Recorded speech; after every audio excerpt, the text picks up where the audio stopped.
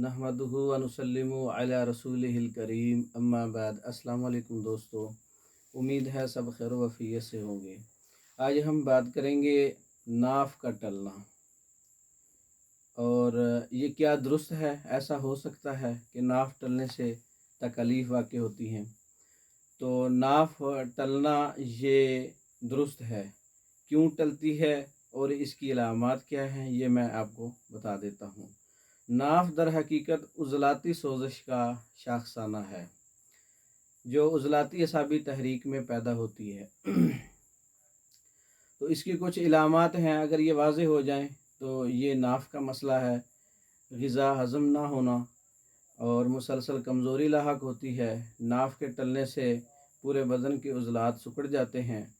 नाफ के टलने से हर वक्त थकावट और दर्द की कैफियत रहती है। नाफ के टलने से भूख नहीं लगती, खाया हुआ हज़म नहीं होता। नाफ के टलने से कब्ज़ हो जाती है, पेट ख़राब होता है। नाफ के टलने से आंतों की मुसलसल सोज़श वाक़ हो जाती है। नाफ के टलने से ख़ुसूसन शरियान बतनी, जिसका ताल्लुक़ बराह रास्त क़ल्ब के साथ है, वो मुतासर होती है। ख़ुसूसन शरियान बतनी जो पेट पर हाथ रखने से शरियान की दिल की धड़कन के साथ उसकी भी फड़कन वाज़े महसूस होती है। ये एक ख़ास इलामत है नाफ के टलने की। तो मरीज़ दुबला पतला भी हो जाता है, ख़ुसूसन टांगों में दर्द और थकावट बहुत ज़्यादा होती है। ये कुछ इलामात थी नाफ के टलने की, और ये उज़लाती साबी तहरीक में ऐसा होता है, सुकेड़ की वजह से ऐसा होता है। तो इसका इलाज खुश्की सर्दी को हरारत पैदा करके ख़त्म किया जा सकता है। हरारत हम उज़लाती गुद्दी और गुद्दी उज़लाती में पैदा करेंगे, यानी खुश्की गर्मी में और गर्मी खुश्की में।